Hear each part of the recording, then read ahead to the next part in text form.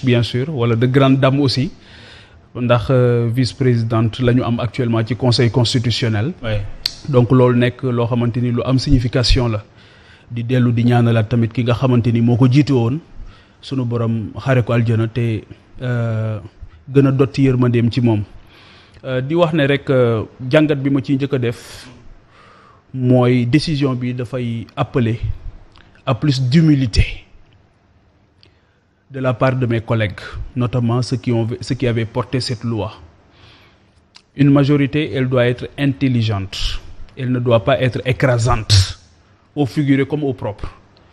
Surtout majorité bii ak ni ñu def ba ñëw au pouvoir ak fi ñu jaar yépp dañu laaj ñu am dal, dañu laaj ñu am sérénité, dafa laaj ñu bañ a jëfandikoo doole waaye dafa laaj ñu waxtaan di déglu ñi nga xamante ni ñoom la ñu bokk réew mi dañ ko bokk. Loolu nag kon jàngat bi mu ci njëkk a def mooy conseil constitutionnel tey daf leen delloo ne leen dal leen ngeen am beaucoup plus de sérénité, de lucidité et d'humilité. Loolu mooy jàngat bu njëkk bi. Beneen bi tamit dafa tëj buntu boo xamante ni buñ ko tijji woon képp koo xamante ni ñëwati nga ci à la tête du pays ci bopp réew mi di nga jël say député ñu interpréter la ay loi def ko nu mu ko soobee te loolu dafay tijji buntu boo xamante ni buñ ko tijjee. un précédent dangereux. Un précédent très dangereux. Bii tamit li ci gën a yéeme mooy démarche bi dafa doon wane ne la loi moom bi mu doon interpréter bi ñu indi dafa amul un caractère général et impersonnel te baaxu loi mooy amul xàjj amul seen day tëdd njaaxaanaay moo tax ñu naan foofu la mbaxane doone benn te loolu dafa nekk loo xamante ni loi interprétative daf doon violer loolu la constitution bi loolu la conseil constitutionnel fàttali. Loolu la rappelé donc daf doon indi xàjj ak seen ci topp yi nga xamante ni ñoom dañu jël place juge bi nga xamante ni moom moo waroon a saytu wax lan moo am ak lan moo amul njuumte googu dañ ko def te njuumte googu Mohamed tàmbaleewul ci loi interprétative bi juróomi milliards yi ñu ne génne nañ ko.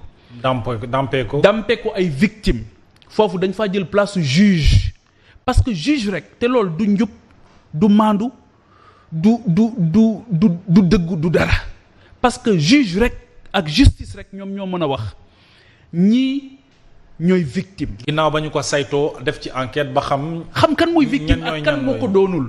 kan mooy victime donte sa noon la kan moo dul victime donte sa xarit la kan mooy victime donte sa noon la waaye victime la ci mbir mi kan moo dul victime donte sa xarit la du victime donc loolu lu am solo. d'où l'importance de la justice moo tax ñu soxla justice. Exactement keroog yonent bi sallallahu alayhi wa sallam bi mu tijjee Makka dafa wax ne nga xam moo téye doole yëpp dafa wax ne képp koo xamante ni tooñ nga ak koo mën a doon di nga fi néew doole ba keroog ñuy jël aqi jàmbur di ko delloo képp koo xamante ni tooñ nañ la ak loo néew doole di nga fi am doole ba keroog ñuy jël sa aq di la ko delloo.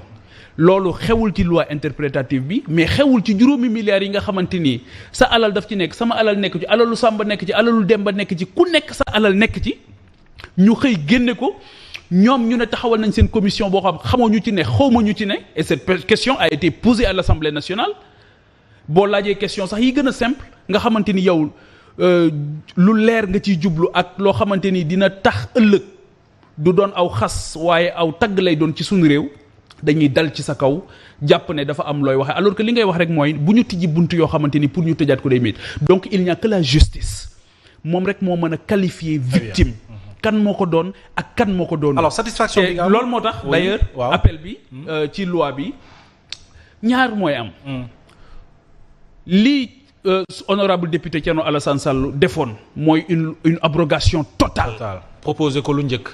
Abrogation totale soit on abroge totalement soit on maintient la loi. ñu jàll ci leneen mais lii moom xam nga nu mu tudd ay tappale la woon yoo xamante ni teguwul ci dëgg teguwul ci njub teguwul tamit ci loo xamante ni dina mën a garantir sunu ëllëg way woo xamante ni way wu rafet la loolu moo tax conseil constitutionnel bi nga xamante ni mooy garantir sartu réew mi constitution réew mi mu delloo si ni nga xamante ni ma rafet ko parce que noonu nga koy gisee États-Unis noonu nga koy gisee ci démocratie yu mag yi ñu def dara ñu ne leen attention lii jubul kër nañ ko delloo. Alors ce sentiment de satisfaction bi nga am en tant que honorable député daf ñuy may ñu laaj ñu sa taxawaay ci ba ñuy waxtaanee mbir yi ci assemblée nationale cette loi interprétative lan la honorable député Papa Djibril Fall taxawee woon. j'étais contre man bi dama voté ak yan argument man biñ koy indi assemblée nationale. ci nguuru Macky Sall j'étais contre dama voté woon contre moment boobu ñi nekk ni ñiy dugal loi interprétative bi ñoom abstention lañ defoon moi j'étais contre donc. xam nga benn boroom xam-xam dafay wax ne on peut tout soutenir sauf l'inconséquence donc moi j'ai été conséquent je ne peux pas ne pas être d'accord sur quelque chose ba pare ñëw naan dama koy interpréter donc loolu moo tax je suis resté cohérent sur ma démarche donc et que keroog les députés qui ont parlé parce que bul fàtte ne les non inscrits une portion congrue la ñu am ci wax ji donc ñi doon dem keroog di wax ñëpp la ñu waxal ñi nga xamante ni ñoom ñoo fa nekkuloon et aujourd'hui je pense que c'est pas une victoire encore une fois de l'opposition gis naa ñu koy interpréter comme une victoire de l'opposition ou du pouvoir c'est une victoire du bon sens waaw. merci alors dañu des loolu moo ñu may honorable ñu des assemblée nationale waxtaanee entre guillemets sa passe d'armes ak le premier ministre loolu mooy fond bi daan ci ñëw ci lu ko andi ak fi mu mujj mais sur la forme ñu bëri dañ lay reprocher ci lu tax nga accepter dem assemblée nationale fekkee activité question d'actualité au gouvernement alors que la majeure partie wala l'opposition parlementaire dañu boycotté woon. wala la majeure partie. Oui. Donc la majeure partie oui. Voilà donc xam nga j'ai tellement de respect pour les députés ak ku mu mën a doon ak ku ñëw ak ku ñëwul ku ci nekk am nga ay raisons mais keroog man taxawaay bi ma fa taxawaloon opposition bi yëpp laa ko taxawal. ñi nga xamante ni d'accorduñ ak li ñuy def yëpp laa ko taxawal comme ñi nga xamante ni keroog dañu boycotté woon dañu ñun ñii demoon tamit ñun la ñu ko defal. y a une belle division une belle intelligence aussi ci liggéey bi nga xamante ni moom la ñuy def au nom du peuple sénégalais et au nom de la vérité loolu moom moo am solo. beneen bi tamit mooy bon nee nga ñu bëri ñoo ngi ma koy reprocher bon je découvre que Mohamed moom ma koy reprocher. on entend dire oui lu tax Pape voilà mais gis nañ ne dem bi amoon na njëriñ parce que lan la ñu retenir keroog ci assemblée nationale. ah oui quand même lu ñu retenir. mooy seen joxalante bi. kan moo tax mu génne li mu génne keroog. évidemment mais wane ne dugal na loxoom ci justice bi parce que am na dossier boo xam ne man maa ko jël en main. oui wane na tamit ne moom. moo tax ma fàttali ko ne ko Cheikh Serigne Fallou Mbacké daf doon wax ne radiyallahu ta'ala anhu nit ñi ku xajowul seen bang matoo leen kilifa beneen bi aussi ma fàttali ko ne moom il a un pouvoir dérivé de l'exécutif il n'est pas l'exécutif donc cela veut dire quoi cela veut dire que aujourd'hui la séparation des pouvoirs dafa war a nekk une réalité surtout ak li ñu dund yëpp ci Sénégal. Et n'oubliez pas que c'est le président qui a dit qu'il voulait un premier ministre super fort. loolu je laisse ça d'accord je lui laisse l'entière donc pour ma jeexal foofu. oui suñ taxawaay keroog dafa am solo et j'ai vu que quand même man li ma gis mooy que nit ñi rafetlu nañ ko. nit ñi gis nañu ne.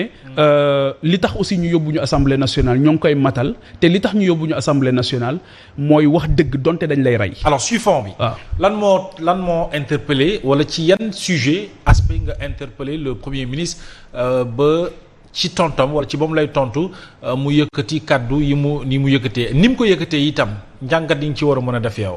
xam nga moom ak ni muy waxee xam nga ku ci nekk rek ak ni la yàlla bindee ak aussi ni nga xamante ni mooy sa melokaan man dama def rek lu dul wax li nga xamante ni moom mooy yóbbal yi ma amoon. li ci jiitu mooy en tant que député naturellement. en tant que député li ci jiitu mooy la question des licenciements mooy ndax dañu gis ne. bi nguur gi ñëwee ba tey lu toll wala lu ëpp 30,000 personnes ay doomu aadama ay sénégalais dàq nañ leen ci këru liggéeyukaay yi ñu nekkoon du licenciement politique licenciement abusif la su la neexee sax ñu ne licenciement politique waaye daal teguwul ci yoon wala yoon dogalu ko ñoom ñoo jël seen décision dàq ay nit yoo xamante ni dañu nekkoon ci seen këru liggéeyukaay doon fa liggéey boo xam bu mucc ayib la ñu wax ne ay nit lañ yoo xamante ni